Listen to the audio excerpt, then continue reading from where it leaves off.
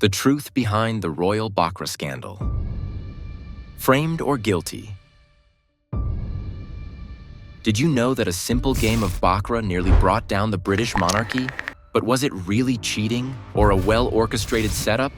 Stick around, because by the end of this video, you'll have the answer. It's the year 1890. England is at the height of its empire.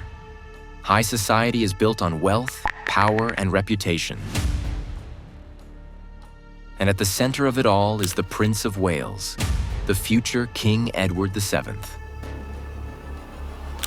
On the night of September 8th, at an extravagant house party at Tranby Croft, a private game of Baccarat begins. Among the elite guests is Sir William Gordon-Cumming, a highly decorated military officer. But by the end of the night, whispers of cheating spread through the room.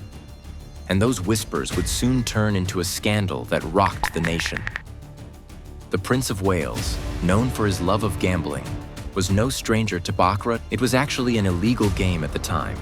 But when you're royalty, rules don't always apply.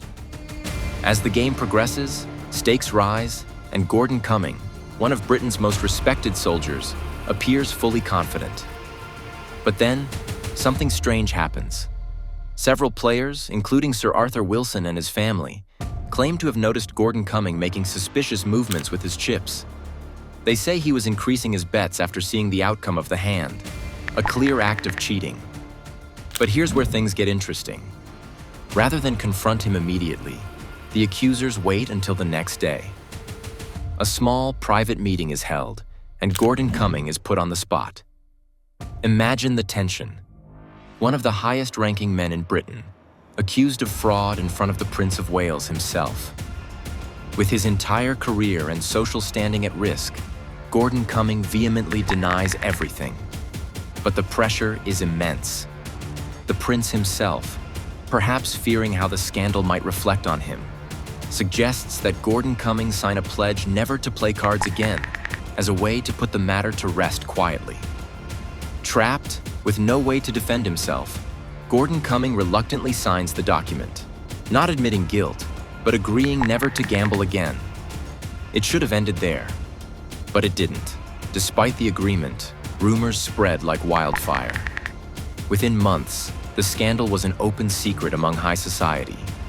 Newspapers caught wind of it, and suddenly, it wasn't just whispers, it was headlines. Gordon-Cumming, humiliated and desperate to clear his name, does the unthinkable. He sues for defamation. This decision ensures that the entire affair will be dragged into the public eye, including the Prince of Wales, who would now be forced to testify in court. The case explodes into a sensational legal battle, drawing massive public attention.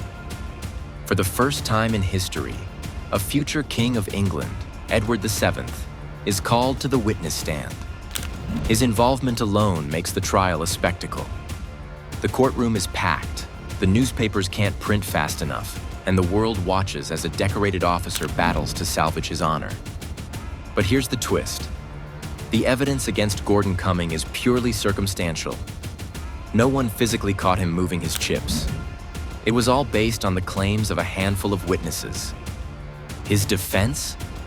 Why would a man of his rank and wealth risk everything for a few extra chips? His accusers? Why would multiple people lie about it? The jury is left with a decision that could ruin a man's life forever. After a dramatic trial, the verdict comes in. Guilty. Gordon-Cumming is disgraced, stripped of his honor, and socially exiled. His once glorious military career is over. He spends the rest of his life in obscurity, never recovering from the scandal. But what about the Prince of Wales? Untouched. While the scandal embarrassed him, it had no real consequences on his path to the throne. In fact, he became king in 1901 with barely a mention of the Baccarat affair. Here's where it gets controversial. Was Gordon-Cumming actually cheating, or was he set up? Some believe his accusers orchestrated the whole thing, using him as a scapegoat to protect the prince. Others argue that he knew the risks and got caught. What do you think? Let us know in the comments.